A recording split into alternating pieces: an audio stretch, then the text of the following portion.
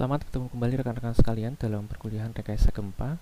Pada video pembelajaran kali ini kita akan membahas tentang bab yang pertama, yaitu sifat dinamis struktur bumi. Sebelum kita menyampaikan materi perkuliahan, ada baiknya kita memberikan gambaran terlebih dahulu terkait dengan kontrak kuliah yang akan kita jalani dalam satu semester ke depan. Jadi mata kuliah kita adalah rekayasa gempa, dan ini ditujukan kepada rekan-rekan mahasiswa yang berada pada semester 6, dan kuliah ini memiliki bobot sebesar 2 SKS. Mata kuliah rekayasa gempa mengajarkan tentang gempa bumi yang merupakan sumber potensial bencana alam terbesar, terutama di Indonesia, yang menyebabkan kerusakan infrastruktur dan membawa kerugian jiwa dan materi. Sehingga mahasiswa sebagai calon insinyur sipil diberikan bekal secara holistik, saintifik, dan kontekstual terkait dengan prinsip-prinsip fundamental bagaimana menangani risiko bencana ini. Rekayasa gempa akan mengajarkan kepada mahasiswa secara interaktif dan tematik terkait dengan aspek seismologi dan engineering yang menjadi kesatuan. Di sini ada dua kata kunci utama, yaitu seismologi dan engineering. Kita akan mempelajari kedua-duanya. Untuk yang pertama, yaitu seismologi, akan memperkenalkan rekan-rekan mahasiswa terkait dengan mekanisme patahan, transmisi gelombang gempa, dan site response. Kemudian untuk aspek yang kedua, yaitu engineering, kita akan mempelajari respon dinamik struktur akibat beban gempa. Nah, pada bagian ini, mahasiswa akan belajar menentukan dan menganalisis beban gempa yang bekerja pada suatu struktur dengan tiga metode analisis gempa, yaitu metode analisis statik ekivalen, analisis dinamik respons spektra, dan prinsip analisis riwayat waktu. Nah, pada bagian ini akan kita lanjutkan dengan prinsip-prinsip perancangan struktur tahan gempa berdasarkan standar dan peraturan yang terkini. Tentu saja detail terkait dengan prinsip perancangan akan disampaikan pada mata kuliah lain, yaitu mata kuliah perancangan struktur beton, perancangan struktur baja, dan perancangan bangunan teknik sipil. Nah, setelah mengikuti kuliah ini, mahasiswa secara kolaboratif dan efektif diharapkan memahami fenomena-fenomena gempa bumi secara fisik, memahami teori dinamika struktur, dan mampu merancang struktur penahan gempa dari masalah-masalah teknik yang ada serta mencari solusinya. Kemudian basis penilaian dalam perkuliahan kita ini akan didominasi oleh aktivitas partisipasif atau case method sebesar 50%, kemudian tugas sebesar 10%, ujian tengah semester dan ujian akhir semester memiliki bobot masing-masing sebesar 20%. Ada beberapa referensi yang dapat kita gunakan dalam atau sebagai acuan dalam perkuliahan ini, yaitu di sini ada beberapa buku yang sudah kami cantumkan dalam slide ini, yaitu Basic Earthquake Engineering, kemudian Fundamentals of Earthquake Engineering, Dynamics of Structures, kemudian Structural Dynamics. Kemudian ada juga buku yang berbahasa Indonesia, ini adalah Seismologi Teknik dan Rekayasa Kegempaan. Dan terakhir tentu saja kita juga akan mengacu pada peraturan kegempaan kita yang terbaru, yaitu SNI 1726/2019. Baik, kita mulai dari pembahasan terkait dengan definisi gempa bumi. Jadi yang disebut sebagai gempa bumi itu merupakan perwujudan dari getaran tanah yang disebabkan oleh pelepasan energi yang sifatnya tiba-tiba pada lapisan kerak bumi. Kemudian gempa bumi ada yang sifatnya merupakan gangguan yang kontinus atau berkesinambungan, ada yang sifatnya gangguan tunggal. Masing-masing dapat kita kategorikan lagi menjadi dua, ada yang sifatnya artifisial atau buatan, ada yang sifatnya natural atau alamiah. Ya. Misalkan kita bahas yang pertama dulu terkait dengan gangguan yang sifatnya adalah continuous ya. Jadi untuk yang artifisial atau buatan, contohnya adalah getaran tanah yang disebabkan oleh aktivitas lalu lintas ya, dan getaran tanah yang disebabkan oleh mesin-mesin yang beroperasi. Kemudian untuk yang alamiah, ini ada contoh yang terkait dengan meteorological, ada getaran tanah yang disebabkan oleh angin atau badai. Kemudian terkait dengan air yang bergerak, itu contohnya adalah getaran tanah yang disebabkan oleh air terjun. Kemudian juga ada getaran tanah yang disebabkan oleh aktivitas Gunung Merapi. Nah, di sini untuk yang sifatnya gangguan tunggal, seperti halnya tadi kita bagi menjadi dua ya, ada yang sifatnya artifisial, contohnya adalah beberapa aktivitas di sini, misalkan pengeboman, kemudian demolisi atau perobohan bangunan yang sudah layak pakai, kemudian bombing, aktivitas nuklir dan sebagainya itu akan memberikan atau menghasilkan getaran tanah yang cukup besar. Kemudian yang sifatnya natural atau alamiah, ada yang disebabkan oleh aktivitas gunung berapi ya, ada juga yang disebabkan oleh penyebab lain, misalkan runtuhnya gua begitu. Kemudian ada juga getaran tanah disebabkan oleh jatuhnya meteoroid dari luar bumi. Kemudian yang terakhir adalah gempa bumi tektonik ya. Jadi ini menjadi fokus dari kita sebagai seorang insinyur teknik sipil, di mana gempa bumi yang disebabkan oleh aktivitas pergeseran lempeng tektonik ini relatif memiliki energi yang lebih besar dibandingkan dengan gempa bumi yang disebabkan oleh penyebab yang lain tadi kita sebutkan. Nah, gempa bumi tektonik ini ada yang sifatnya dangkal, ada yang menengah, ada juga yang dalam. Tentu saja ketika sumber gempa itu terjadi pada suatu jarak yang tidak terlalu jauh dari permukaan, tentu saja itu akan menghasilkan kerusakan yang lebih parah pada permukaan bumi. Struktur bumi terdiri dari beberapa lapisan. Jadi lapisan yang terdalam kita sebut sebagai core atau inti bumi, di mana core atau inti bumi ini ada yang wujudnya adalah sangat padat yang kita sebut sebagai inner core ya. Kemudian ada yang sifatnya cair yang kita sebut sebagai outer core. Kemudian di atas inti bumi itu ada lapisan yang kita sebut sebagai mantle ya. Kemudian di atas lapisan ini ada lapisan yang kita sebut sebagai crust atau kerak bumi. Kemudian untuk menjelaskan terkait dengan teori pergerakan lempeng tektonik nanti, kita akan menggunakan dua definisi yang baru terkait dengan lapisan teratas bumi, yaitu lapisan litosfer ya dan lapisan astenosfer, di mana dua lapisan ini merupakan bagian dari lapisan crust atau kerak bumi dan juga lapisan teratas daripada mantel. Berikut merupakan ilustrasi dari kecepatan rambat gelombang gai gempa yang merambat dari satu lapisan ke lapisan yang lain pada struktur bumi. Nah, di sini kita perkenalkan ada dua jenis gelombang gai gempa ya. Jadi yang pertama adalah primary wave atau kita sebut sebagai P wave ya. Kemudian yang kedua adalah S wave atau secondary wave, di mana kedua jenis gelombang ini akan kita jelaskan lebih lanjut pada pertemuan selanjutnya. Kemudian hal yang menarik di sini bahwa cepat rambat gelombang gai gempa itu memiliki nilai yang bervariasi tergantung dari lapisan atau medium yang dilewatinya. Anda lihat di sini kecepatan rambatnya berubah ya, dari inti bumi sampai dengan dia menuju ke permukaan. Kemudian secara umum kita bisa katakan bahwa untuk primary wave itu memiliki kecepatan yang lebih besar daripada secondary wave. Hal yang menarik juga yang perlu kita garis bawahi di sini adalah ternyata bahwa secondary wave itu tidak bisa merambat pada suatu lapisan tertentu yang kita sebut sebagai outer core ya. Dan kalau kita kaitkan dengan slide sebelumnya, ternyata bahwa outer core itu merupakan lapisan inti bumi yang merupakan atau berwujud cairan atau liquid. Sehingga di sini kita bisa katakan bahwa shear wave atau secondary wave itu tidak bisa merambat pada medium tertentu, yaitu medium cair. Berikut merupakan ilustrasi dari dua lapisan teratas bumi, yaitu lapisan litosfer dan juga lapisan astenosfer, di mana lapisan astenosfer kita gambarkan sebagai suatu lapisan yang relatif lebih cair ya daripada lapisan di atasnya, yaitu lapisan litosfer.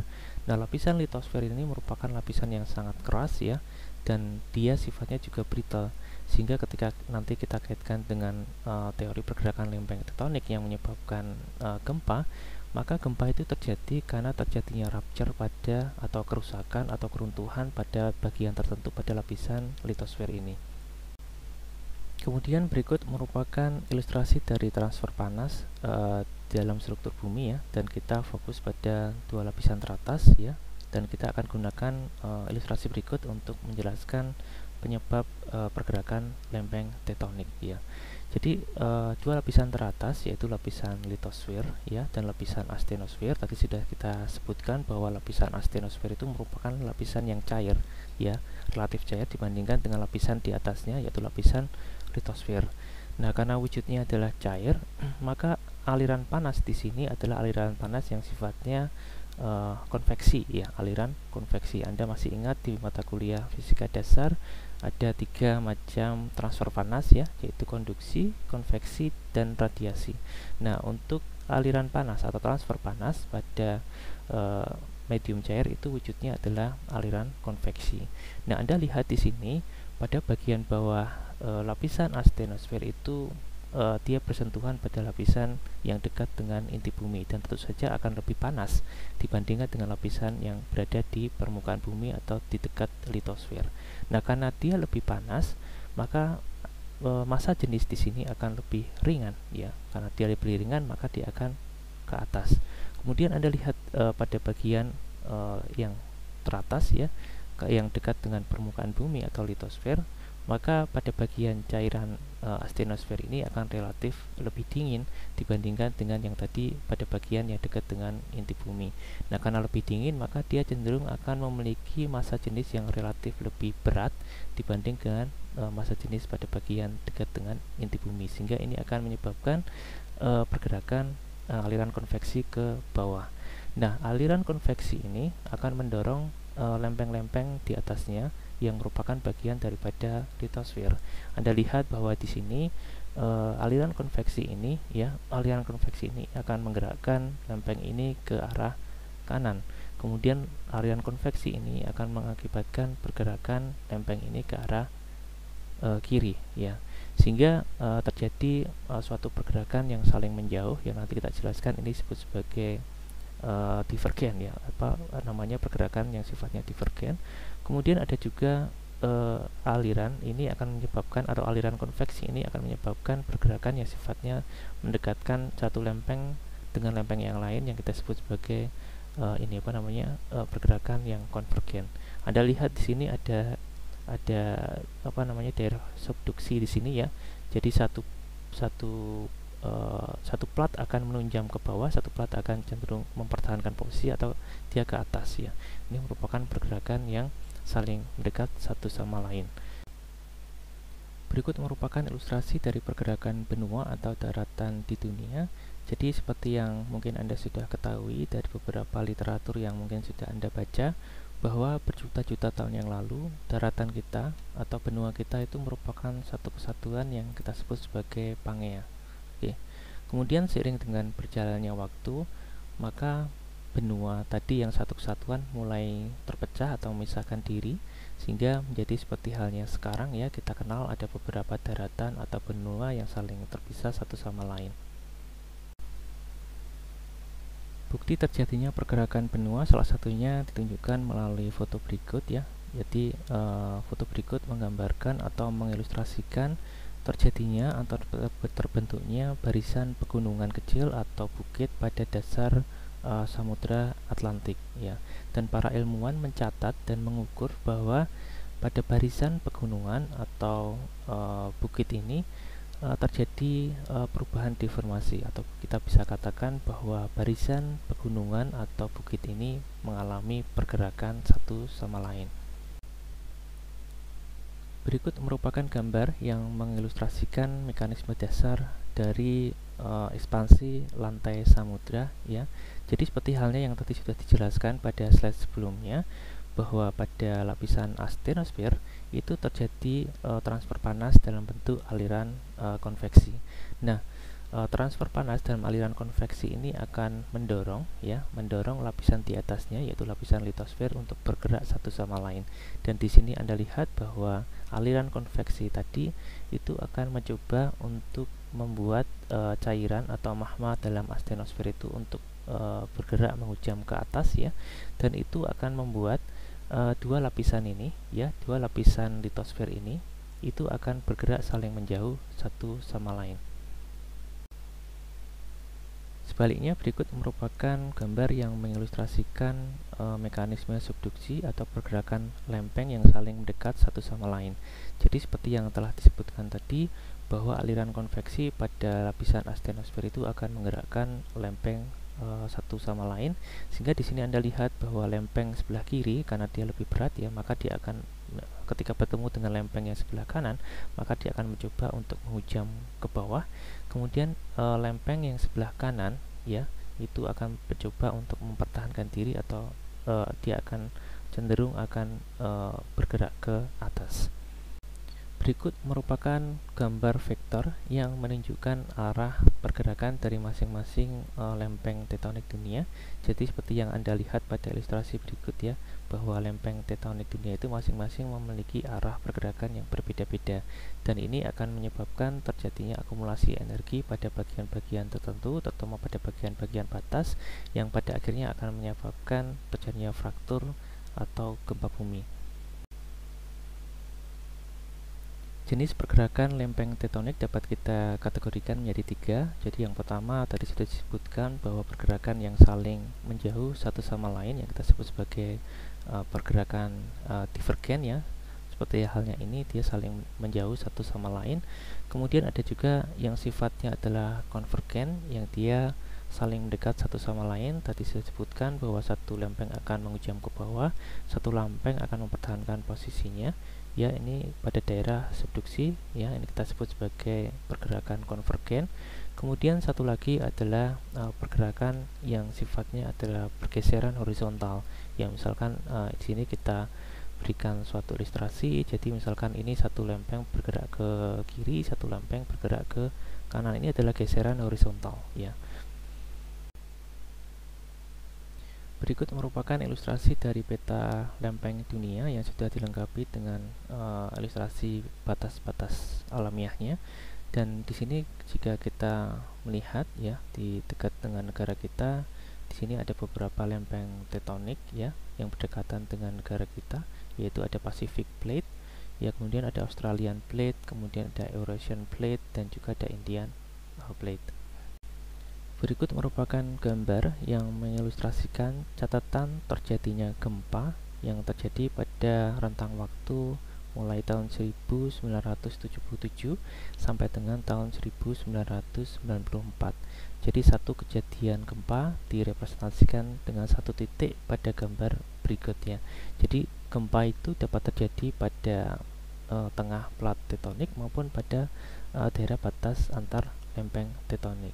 Dan Anda lihat di sini bahwa mayoritas gempa ya itu terjadi pada daerah batas antar lempeng tektonik dunia. Jadi seperti halnya di negara kita Indonesia ini, karena berada pada batas antar beberapa lempeng dunia, maka ini menjadi penyebab terjadinya gempa yang cukup masif di negara kita ya. Kemudian juga di sini ada negara lain seperti Jepang, di sini tertutup oleh titik-titik, itu menunjukkan bahwa frekuensi terjadinya gempa itu cukup banyak ya. Kemudian di sini juga ada negara New Zealand contohnya, di sini juga memiliki aktivitas gempa bumi yang cukup banyak. Berikut merupakan tabel yang menunjukkan catatan terjadinya gempa yang cukup signifikan di dunia pada rentang waktu tahun 1990 sampai dengan 2012, dan beberapa itu terjadi di negara kita ya, di Indonesia. Di sini pada tahun 2000, kemudian masih di Indonesia di sini tahun 2004, dan ini menyebabkan tsunami waktu itu ya, kerusakan yang paling parah di negara kita ya, terutama di bagian Aceh dan Sumatera Utara. Baik, saya kira demikian perkuliahan kita pada pertemuan kali ini. Terima kasih atas perhatiannya. Kita bertemu kembali pada pertemuan selanjutnya.